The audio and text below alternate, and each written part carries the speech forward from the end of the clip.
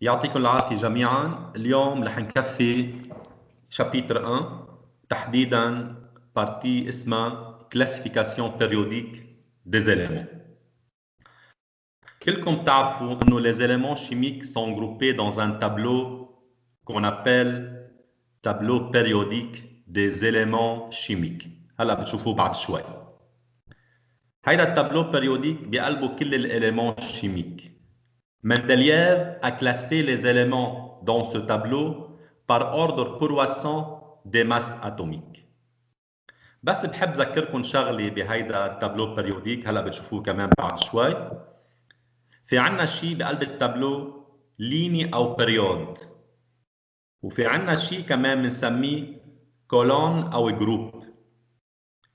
Les éléments du même ligne ou même période ayant même nombre de couches، يعني بينتهوا بنفس الكوش.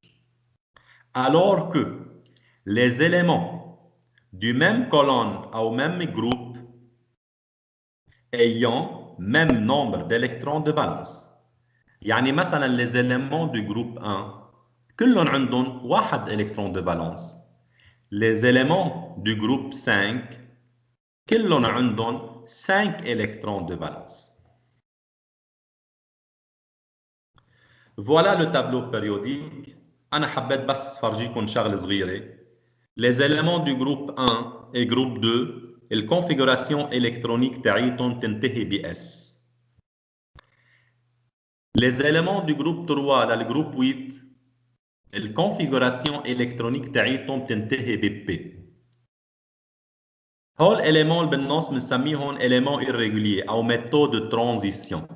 هول الكونفيغوراسيون الكترونيك تاعيتهم بتنتهي بالدي، مثل ما معنا بالحصه اللي قبلها التيتان اذا مذكرين والكويفر والنيكل، هو بينتهوا بدي، هو موجودين هون بهيدي المنطقه. وفي عندي اليمون بينتهيوا بالاف بسميهم لونتانيد اي اكتينيد. خلينا نشوف التابلو بيريوديك انا وياكم. فوالا ce qu'on appelle tableau périodique des éléments chimiques. اول شيء خلينا نتعرف شوي على هيدا التابلو وذكركم فيه اذا ناسينه، ونحن هيدا التابلو بنعطيكم اياه بالاكزامان مش للحفظ اكيد. مثل ما شايفين هون حاطين السامبول ديز اليمون، وفوق كل اليمون حاطين الزد اللي هي النيميرو اتوميك. وين اللينيا 1؟ هيدا اللينيا 1 في بقلبه الاش والاش او. هيدا اللينيا 2 بقلبه ال اي بي او بي سي ان او اف ان او. هيدا اللينيا 3، هيدا اللينيا 4 5 6 و 7. اللينيا هي ذاتها بيريود. وين الجروب؟ هيدا الجروب 1، هيدا الجروب 2، هيدا الجروب 3، هيدا الجروب 4 5 6 7 et جروب 8. رمارك صغيرة، في شيء اسمه كولون. هيدا الكولون 1 كولون 2.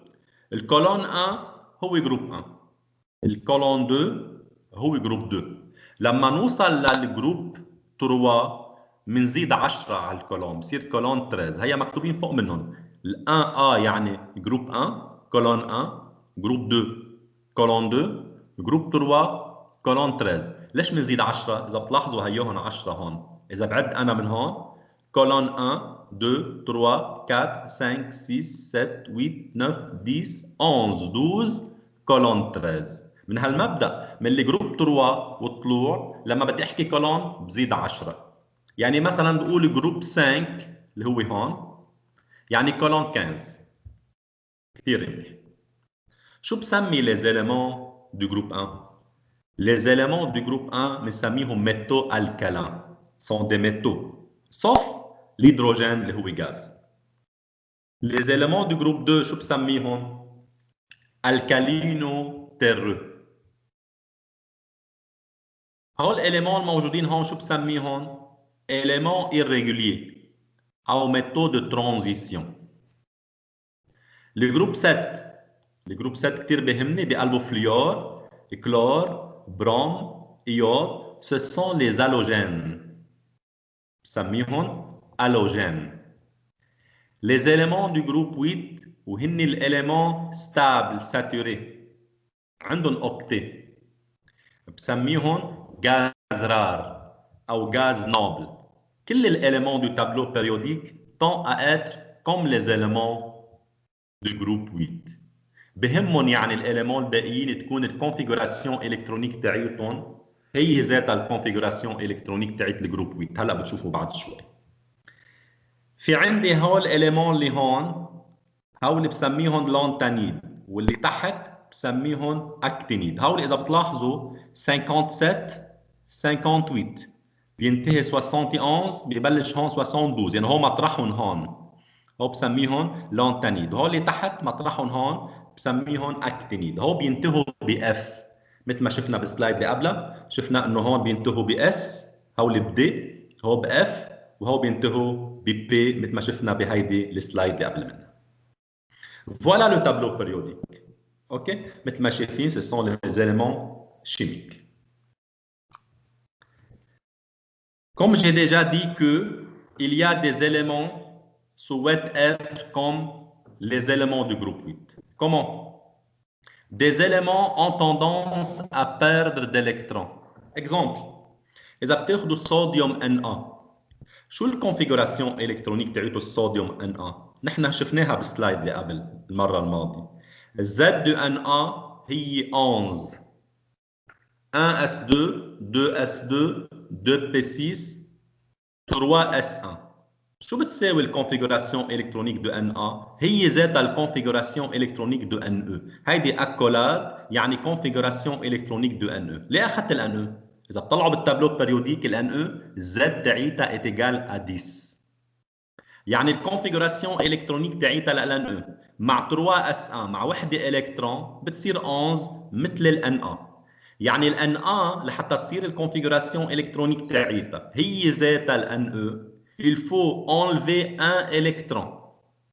يعني إذا بناخذ Na+, الكونفيغوراسيون تاعيته est la même que celle de Ne اللي هو بالجروب 8. بهالحاله الNA+ هو ستابل لانه الكونفيغوراسيون تاعيته مثل الNE.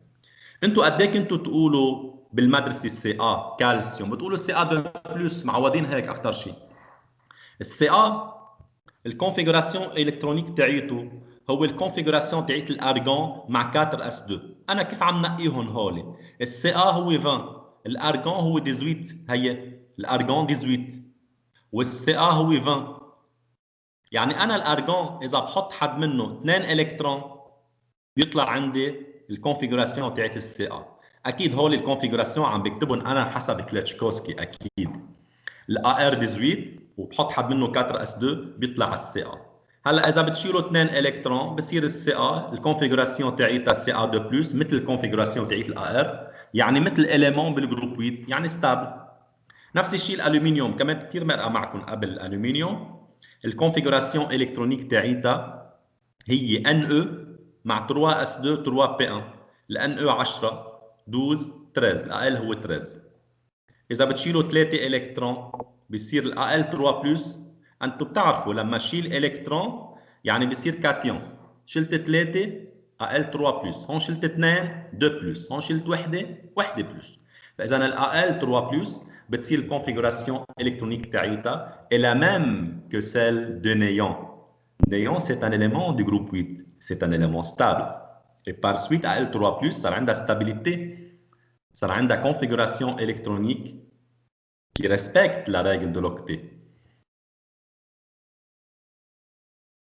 بروح هلا على البارتي الثانيه بالكلاسيفيكاسيون périodique des éléments شيء اسمه propriété des atomes. Il y a plusieurs propriétés des atomes. اول propriété هي الريون atomique.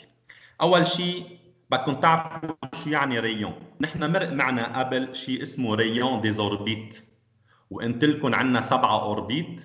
بوقتها اخذنا القاعده ابليكابل R est égal KN2 divisé par Z. وبوقتها قلنا اذا عندنا هيدروجين الزد ايجال 1 واذا عندنا هيدروجينويد بنحط الفالور تاعت الزد للهيدروجينويد. هلا هيدا الريون اتوميك مختلف عن الريون ديز اوربيت. نفس الفكره ريون كلهم ريون بس الريون اتوميك كل اتوم عنده ريون اتوميك وحده. الريون اتوميك هي الديستانس من النويو لاخر كوش عليها الكترون. هيدا بنسميه ريون اتوميك. هون السؤال شو المطلوب منكم بهالفكره؟ نحن هون il s'agit de comparer plusieurs atomes. أنا بقول لكم classer les éléments suivants par ordre croissant أو décroissant. croissant من الصغير للكبير، décroissant من الكبير للصغير، de rayon atomique. Par exemple, إذا برجع للتابلو périodique بقول لكم أنا classer le rayon atomique par ordre croissant للB والC والN والO. يعني حطوا لي اياهم من الصغير للكبير، مين عنده ريون صغير، مين الأكبر، مين أكبر، اتسترا اتسترا. في قاعدة بتقول إنه les éléments du même ligne اللي بيكونوا موجودين بنفس اللينية. Comment varie le rayon atomique? Le rayon atomique augmente en passant de droite à gauche. هذا الشيء اللي حاطه أنا هون. Dans une même ligne, le rayon atomique augmente en passant de droite à gauche. هلا انتبهوا للدروات وانتبهوا للجوش. أنا الشاشة بوجهي مثل ما أنتم كمان en face. هيدا الدروات، دروات بتاخذوا ايدكم اليمين، هيدا الدروات. اما دروات، اوكي؟ هيدا الدروات انتم عم تطلعوا بالشاشه، هيدا الدروات وهيدا الجوش. في طلاب بتضيعوا، فكرمال هيك هيدا الدروات وهيدا الجوش. Dans une même ligne, le rayon augmente en passant de droite à gauche. فاذا انا بدي قارن بين هول الاربعه، مين الاصغر؟ اصغر واحد هو الاكسجين. اكبر N، الاكبر C، الاكبر B. OK? Par exemple, dans une même ligne, le rayon augmente en passant de droite à gauche. طب بلكي كانوا الاليمون dans une même colonne أو groupe. بهالحالة le rayon augmente en passant de haut en bas. هيدا الأو فوق والبا تحت. فإذا le rayon augmente en passant de haut en bas. وهذا الشيء بيطبق بكل جروب وبكل ليني نفس القاعدة. موضوع كتير simple. Il s'agit de comparer les rayons. بتكونوا حافظين القاعدة. Dans une même ligne, le rayon atomique augmente dans une même ligne, en même période, augmente en passant de droite à gauche, alors que le rayon atomique augmente dans une même colonne, en passant au groupe, en passant de haut en bas. Voilà, هون بس à titre d'exemple اعطيتكم كم فالور لتشوفوا الريون كيف بيكبر de droite à gauche dans une même ligne ou de haut en bas dans une même colonne او groupe. اكيد هول الفالورات à titre d'exemple مش للحفظ بس تاخذوا فكره. في شيء اسمه ريون ايونيك مثل الريون اتوميك، بس هون ريون للايون. في عندنا نوعين من الايون، في كاتيون وفي انيون. Un cation est plus petit que l'atome neutre correspondant, alors qu'un anion est plus grand que l'atome neutre correspondant. خذوا exemple. خذوا ال Li وال Li+. مين الريون الأكبر، ال Li ولا ال Li+؟ أو مين الأصغر، ال Li+ ولا ال Li؟ أكيد ال Li+ أصغر. ليه أصغر؟ لأنه إحنا شلنا منها إلكترون. لما تشيل إلكترون من الأتوم أنت عم تحافظ على البروتون بالنويو. يعني عم تخفف عدد الإلكترون بس عم يضل عدد البروتون بلس بالنويو هو ذاته. بهالحالة الأتراكسيون بتزيد، بهالحالة الريون بيصغر. بينما لما تضيف إلكترون على الفليور بصير F-، عم تزيد إلكترون، هون الأتراكسيون بتخف. انت ما عم تزيد بلس، عم تزيد موان. انا لما اشيل الكترون او حط الكترون على الاتوم، انتبهوا لهذا الموضوع، النومبر دو بروتون ما بيتغير، بيضل هو ذاته. انتوا عم تشيلوا الكترون او عم تزيدوا الكترون. اذا على طول الكاتيون عنده ريون اصغر من الاليمون نوتر، والانيون عنده ريون اكبر من الاليمون نوتر. تخيلوا انه عم تشيلوا الكترون رح يصغر الريون، لما عم حط الكترون رح يكبر الريون. ثالث بروبريتي او ثاني بروبريتي بعد الريون اتوميك والريون ايونيك، في شيء اسمه انرجي دو لا بروميير ايونيزاسيون اللي هي الاي 1. شو يعني اي 1؟ هيدا السمبول تاعها بنكتبها اي 1. ليش 1؟ لانه بروميير ايونيزاسيون. شو يعني هيدا؟ C'est l'énergie qu'il faut fournir pour arracher un électron de la couche de valence d'un atome gazeux. يعني مثلا إذا بتاخدوا أتوم A gazeux حطيت A أي إليمون بالتابلو بريوديك أوكي التا gazeux إذا أنا بدي شيل منه إلكترون لما شيل إلكترون بحوله لكاتيون A+ غاز plus 1 électron هيدي الانرجي nécessaire pour arracher un électron من هيدا الA gazeux هيدي الانرجي بسميها انرجي دو لا بروميير ايونيزاسيون يعني هيدي اول الكترون شلته منه وهيدي الاي 1 بتكون بوزيتيف ليه بوزيتيف لانه انا ضربته فيها للاتوم هذا الاتوم اخذها لهي الانرجي وفلت منه الكترون عطاني الكترون اخذ مقابلها هيدي الانرجي كرمال هيك الي كونتي بوزيتيف نفس الشيء كومون فاري اي 1 dans le tableau périodique بعكس الريون تماما الريون اتوميك dans une même ligne اذا بتلاحظوا هيك السنس d'augmentation dans une même ligne l'énergie de la première ionisation augmente en passant de gauche à droite alors que dans la même colonne ou même groupe l'énergie de la première ionisation augmente en passant de bas en haut. بكل بساطة الموضوع سهل بعطيكم سيري إليمون بتشوفوا وين موجودين معكم تابلو بريوديك انتم بتكونوا حافظين بس السنس دو فارياسيون dans une même ligne dans une même colonne وبترتبوهم من الصغير للكرواسون أو من الكبير للصغير دو كرواسون. هلا بالاي 1 في اكسبسيون هي الوحيدة اللي فيها اكسبسيون الباقيين مش مطلوب منكم الاكسبسيون. Énergie d'ionisation I1 fait exception en passant du groupe 2 au groupe 3 et en passant du groupe 5 au groupe 6. l'I au lieu d'augmenter, I diminue. شو يعني؟ إذا بنرجع لهون وبناخذ الجروب 2 والجروب 3 نحن حسب الراجل شو بتقول؟ إذا أنا بدي قارن بين بي او وبين بي البي او البريليوم هو جروب 2 والبار هو جروب 3 حسب الراجل مين الأكبر؟ البي أكبر من البي او حسب الراجل بس هون في اكسبسيون في انومالي شو بتقول الانومالي؟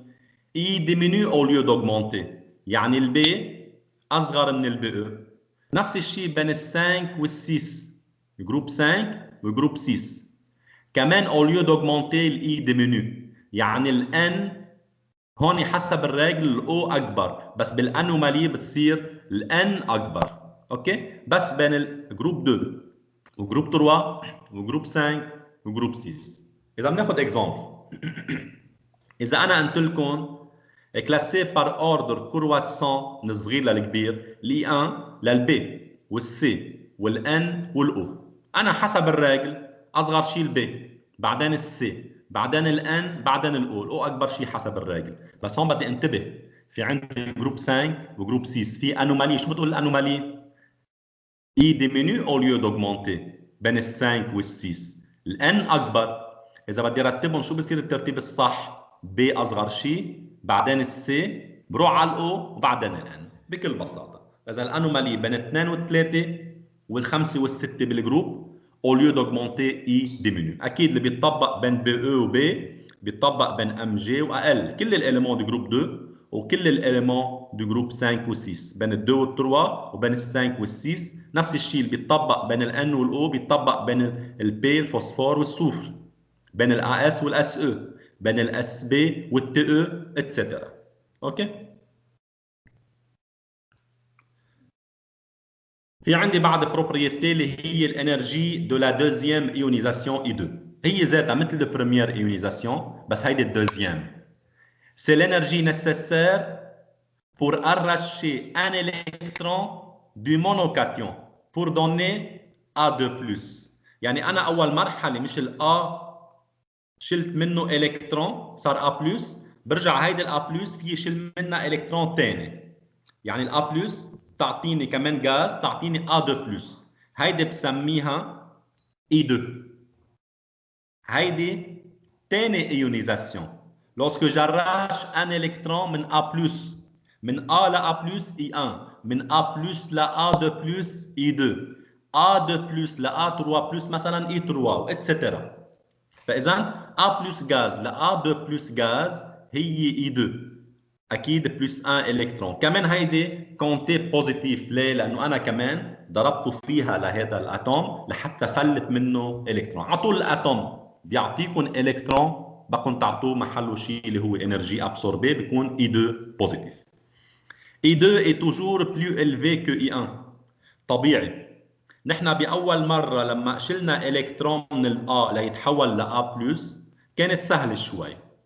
لما شلنا منه الكترون اول مره وتحول لA+، هون بهالحاله النومبر دو بروتون بعدهم هن ذاتهم، بس عدد الالكترون خف. يعني هون الاتراكسيون قويت انفير لي الكترون، كرمال هيك بتكون انرجي اعلى لتقشطوا ثاني الكترون.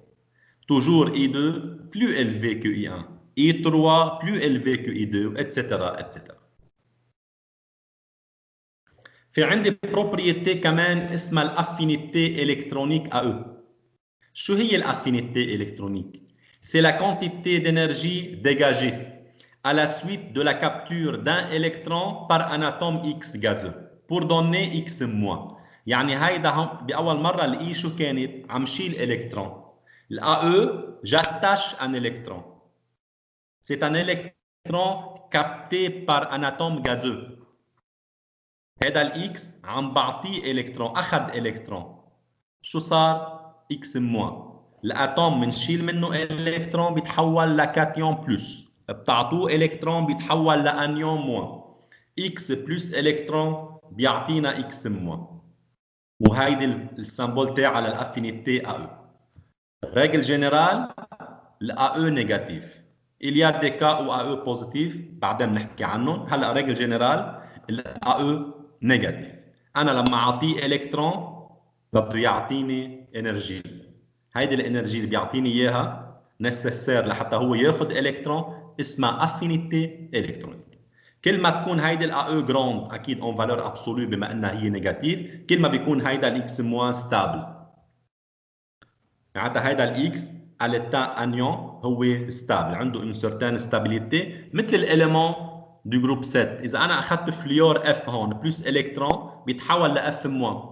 بتعرفوا انه الاف موان كثير ستابل. ليه؟ لانه عنده اوكتي بصير، كان ناقصه الكترون وحده ليصير مثل جروب 8 كرمال هيك. Comment varie AE dans le tableau périodique؟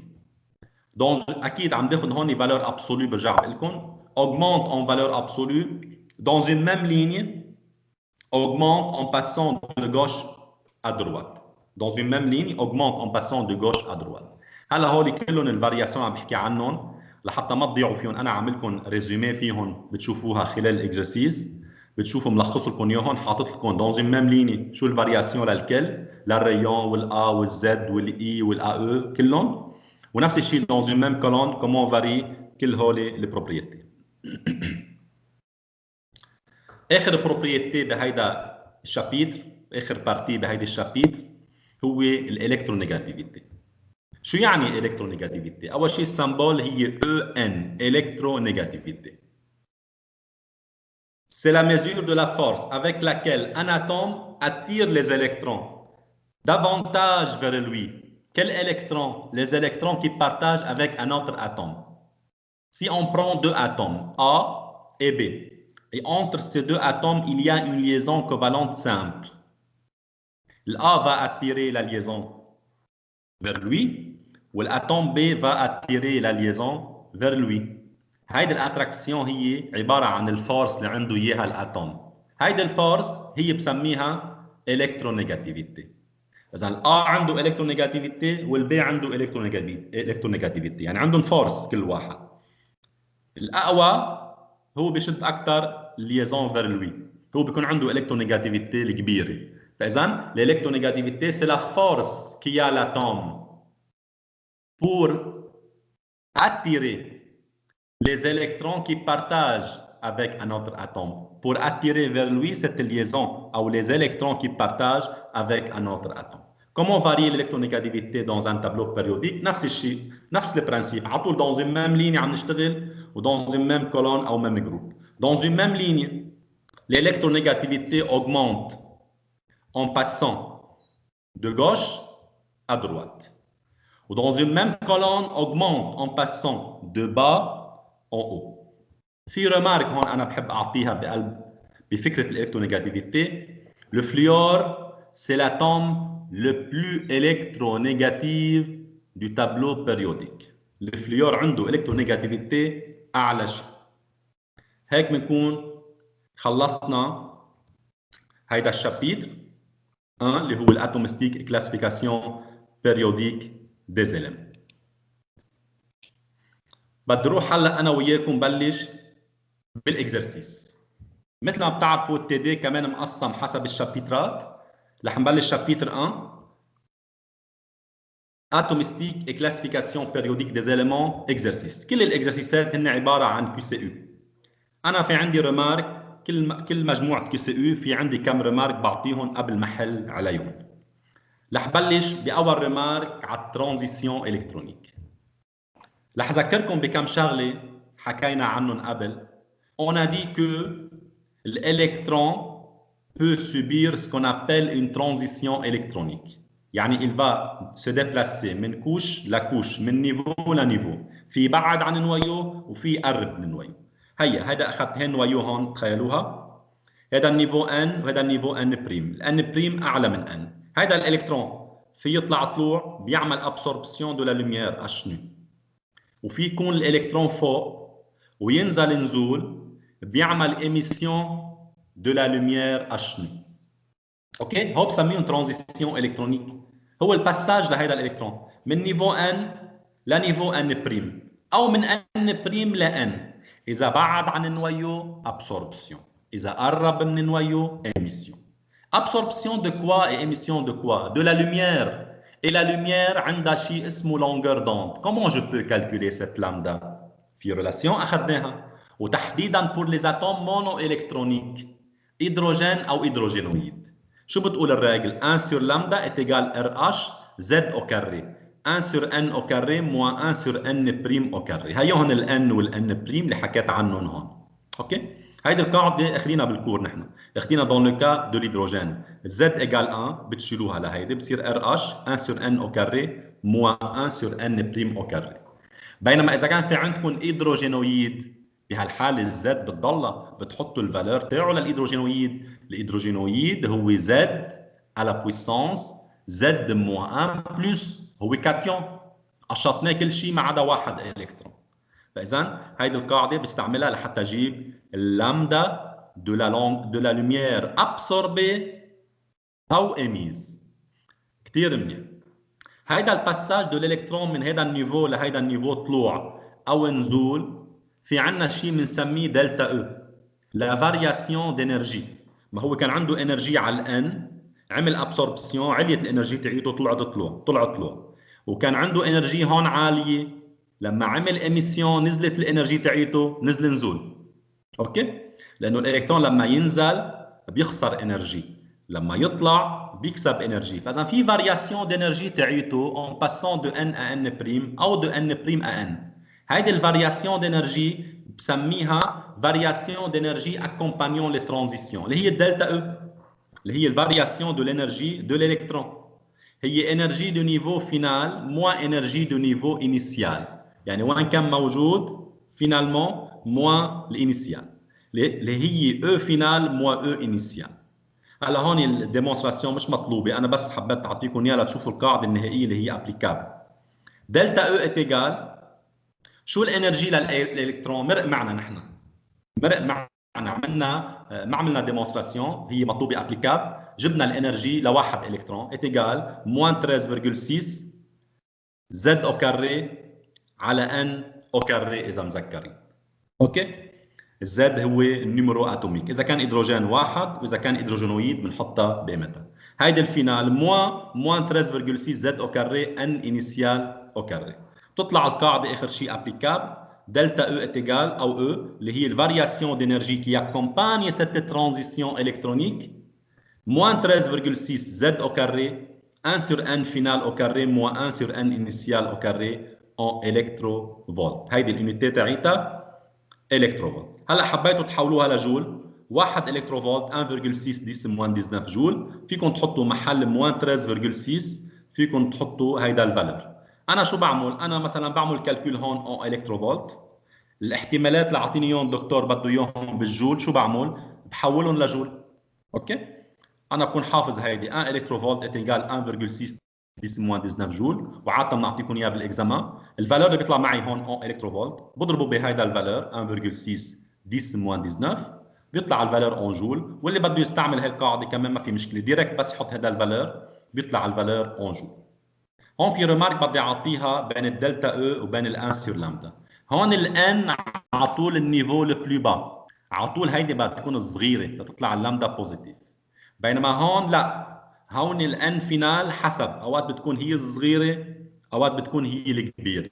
مثلا اذا كان في عندنا ابسوربسيون، الابسوربسيون شو الان فينال؟ اذا بتشوفوا الرسمه هون الابسوربسيون الان فينال هي لانه هي انيسيال وطلع هي الفينال، الان بريم هي فينال والان هي الانيسيال، الفينال هي ان بريم، فاذا الفينال هون صارت ان بريم. بينما بالاميسيون شو الفينال؟ هي ان، كان فوق ونزل نزول، فاذا هون الفينال هي ان. اذا بقاعده دلتا او الان فينال بتتغير والان انيسيال بتتغير حسب اذا عندكم ابسوربسيون ولا اميسيون. اذا ابسوربسيون هيدي ان بريم وهيدي ان، اذا اميسيون هيدي ان وهيدي ان بريم. حسب اذا ابسوربسيون ولا اميسيون بتطلع الدلتا او بوزيتيف ولا نيجاتيف. طبيعي بالابسوربسيون الدلتا او بوزيتيف، بالاميسيون الدلتا او نيجاتيف، ماتيماتيكمون اذا بتطبقوهم تطلع هذا الفالور لوجيك هيك. هذا الشيء اللي قايله هون انا. بالكاد ابسوربسيون الالكترون بيبعد عن النويو، يعني الان فينال اكبر من الان انيسيال، الدلتا او بوزيتيف. عندنا gain d'électrons، la lumière doit être absorbée 100% لانه عندنا absorption. على طول quantité d'énergie absorbée par l'atome هي positive toujours، و quantité dégagée d'énergie او émise par l'atome هي négative. الكاد d'émission الان فينال اصغر من الان انيسيال. ليه؟ لانه الاميسيون من ان بريم لان، الان اصغر من الان بريم، كرمال هيك الفينال اصغر من الانيسيال، الدلتا او نيجاتيف. بيرد دالكترون لا لوميير دوا اتر اميز، طبيعي لانه انت بالاميسيون شو بصير في عنا؟ بصير في عنا بيرد دو لا لوميير، اميسيون دو لا لوميير بتكون نيجاتيف. هلا نحن فينا نعمل كالكول لللامدا ابارتير دو دلتا او. ما تنسوا الاو او دلتا او هي اشنو؟ دابي بلانك اينشتاين اش سي سور لامدا، في يجيب لامدا هي اش سي على دلتا او. هون بدي انتبه بالدلتا لما يكون عندي ابسوربسيون دلتا او بوزيتيف ما عندي مشكله بتطلع اللامدا بوزيتيف. بحاله الاميسيون الدلتا او نيجاتيف بدي انتبه بحطها اون فالور ابسولو. وانا على جميع الحالات اصلا اذا بدي اجيب لامدا دو لا لوميير ابسوربي او اميز لور دو لا ترانزيسيون، ليه بدي استعمل دلتا او؟ بروح بستعمل هيدي القاعده 1 سور لامدا. انا بستعمل هي القاعده دلتا او لما انا اقول لك جيب لي الدلتا او، جيب لي الانرجي qui accompagne la transition électronique بالابسوربسيون او بالاميسيون. حبيت اعطي هيدي الريمارك قبل ما بلش بالاكزرسيس. كيو سي او نيميرو 1، مثل ما شايفين بالكيو سي او عندنا نطرح السؤال بنعطيكم 5 احتمالات، بتنقوا احتمال واحد صح، هن كيو سي او. نفس الشيء بالكونكور كمان نفس الشيء، احتمال واحد صح. اول اكزرسيس، dans l'atome de cuivre Cu2963 il y a هالقد نيوترون بروتون اتسترا. قبل ما اقرا الاجوبه خلينا نحن نحلل انا وياكم. شو هو كويفر 2963؟ شو هي الآ 63؟ هيدي الآ هي نومبر دو ماس، نومبر دي نيوكليون، مثل ما اخذنا بالكور بالسلايدات موجودين، هي زد بلس ان اتيغال 63. ممتاز. زد شو هي؟ نيميرو اتوميك، النومبر دو بروتون اللي هو ذاته النومبر دي الكترون بحاله الاتوم نوتر، هون ما عليه شارج، كما هيك بناخذ النومبر دو بروتون هو ذاته النومبر دي الكترون. لما يكون الاتوم شارجي بلس او موان مش نفس الشيء، البروتون ما بيتغير، عدد الالكترون بيتغير، بس بهالحاله السي او منه شارجي، النومبر دي بروتون هو ذاته النومبر دي الكترون 29. الان هو النومبر دي نيوترون اللي هو ا موان زد، هي القاعده ا اتيغال زد بلس ان، n est égal à moins z est égal à 34. طيب شو الاحتمالات؟ اول احتمال الأ عندنا 29 نيوترون، لا حسب انا كاتب هون عندي 34، اذا هيدا غلط. ما ضروري يكفي، طلع غلط. البي 63 نوكليون، ايه مزبوط، النوكليون هن 63. 29 بروتون، صح، نومبر دو بروتون 29. 29 الكترون، صح، هذا نوتر، نومبر دالكترون 29. البي صح، بكفي. السي 29 نوترون، لا، هو 34 نوترون. لو الباقيين صح خلص، بما انه اول احتمال غلط كلهم غلط.